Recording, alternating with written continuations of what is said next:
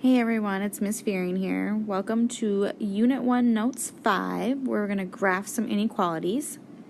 So the learning target for today is I can graph inequalities. Before we start doing some inequalities, we want to go ahead and remind ourselves of how we just graph in slope-intercept form and in standard form. So for example number 1, we are already in slope-intercept form. We have y equals negative 3x plus 5. So we can just graph this right away. We know we want to begin with our b, which would be that positive 5. And we're going to move with our m. So we're going to move negative 3, and I always like to make it a fraction. So I'm going to go down 3 and to the positive direction 1. And I'm going to do this over and over and over again. Your dots might be a little bit more accurate than mine. And since we're graphing a line, we want to make sure that we actually have a line in there. So for example number 2, the issue is we do not have y alone. We are not in slope-intercept form. So we're going to go ahead and we're going to solve for y. So to do that, I'm going to add x first.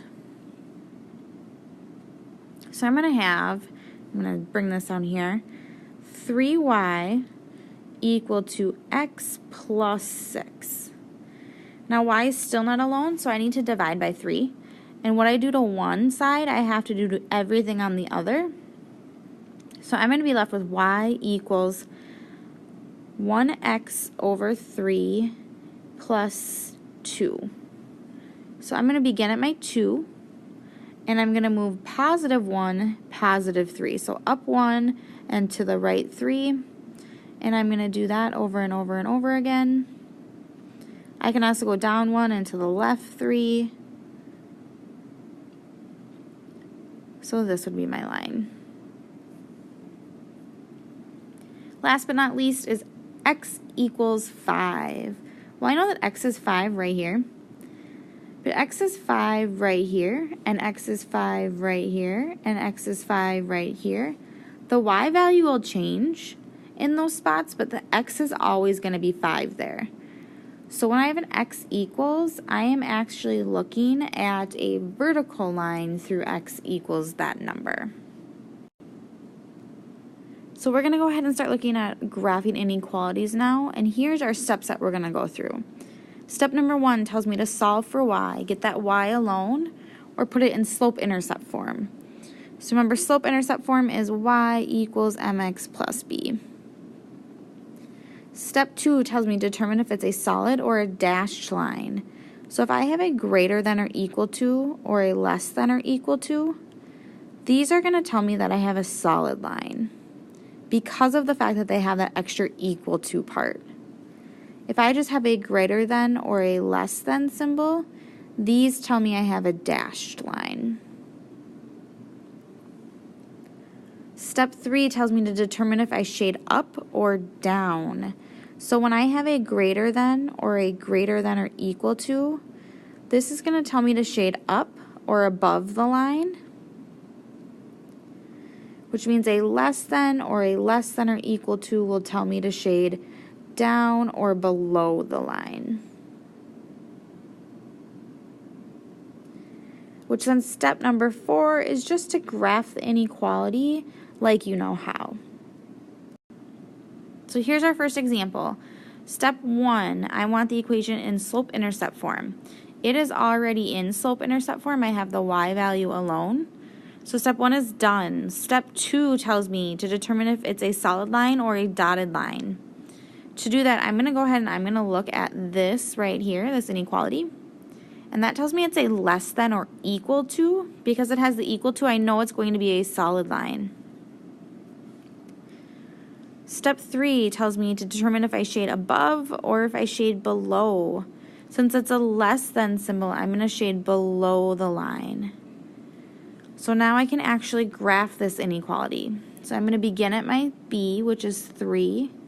And I'm going to move with my m, so I'm going to make it a fraction. I'm going to go up 2 over 1, up 2 over 1. I can also go the opposite direction, so down 2 over 1. And it's extremely important with inequalities that I go through the entire grid. I told myself this is a solid line, so I'm going to make it solid. And then I said I was going to shade below. So how I determine below is I put my pen on one of the points and I follow the grid lines up or down. And since I want to go down, I'm following the grid lines down. So the side with the arrows on it is the side that I'm going to shade in. Those are all of my solution points that I could plug into that inequality, that first equation there, that would give me a true statement. So problem number 5 is the exact kind of idea. Step 1, I'm already in slope-intercept form, so I don't have to do anything there. Step 2 tells me to determine if it's a solid line or a dotted line. So I'm going to go ahead and look at that inequality again. It's a greater than, so that tells me it's a dotted line because there's no equal to. Step 3 tells if you shade above or shade below. Greater than tells me I'm going to shade up. I'm going to shade above. Now step 4 tells me I can actually graph this. So I am going to begin with my B at -6. And I'm going to move with my M, so it's a positive X. Remember, this is like a 1 then, an imaginary 1 right here. So I have 1 over 1 basically.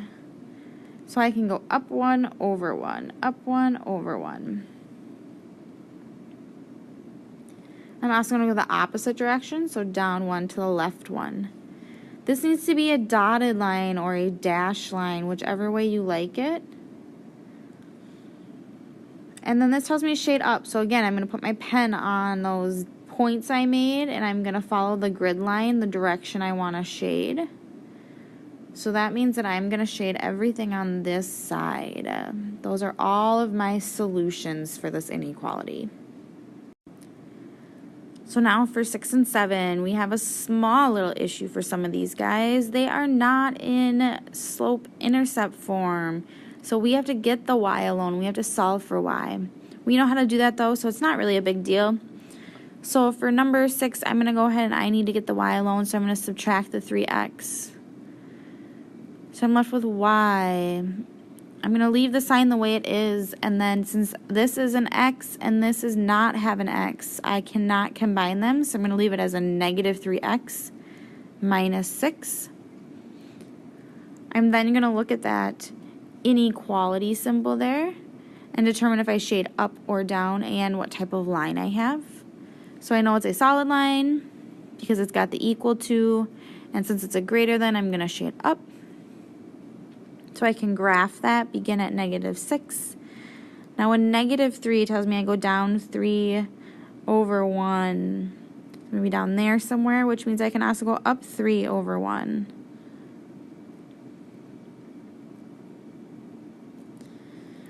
We said it was a solid line. And then we want to shade up. So I'm going to put my pen on that dot and follow the grid line up.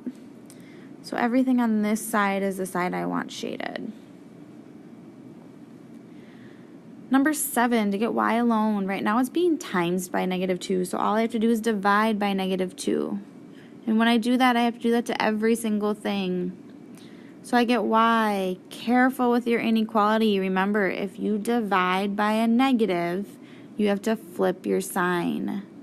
So get -2x plus 5.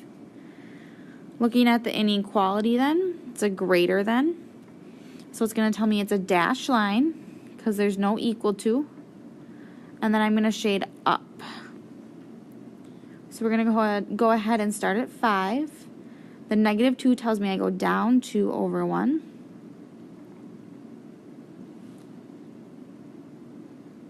And then I'm also going to go up 2 over 1 just so I can go all the way through the graph. It's a dashed line. And then I want to shade up, so I'm going to draw my arrows in, make sure I know what side I'm shading on. So it's going to be this side. 8 and 9 are similar to the other two. We need to solve for y first. So what I want you to do is I want you to pause the video and try number 8 and 9 on your own. Then unpause the video, check your answers,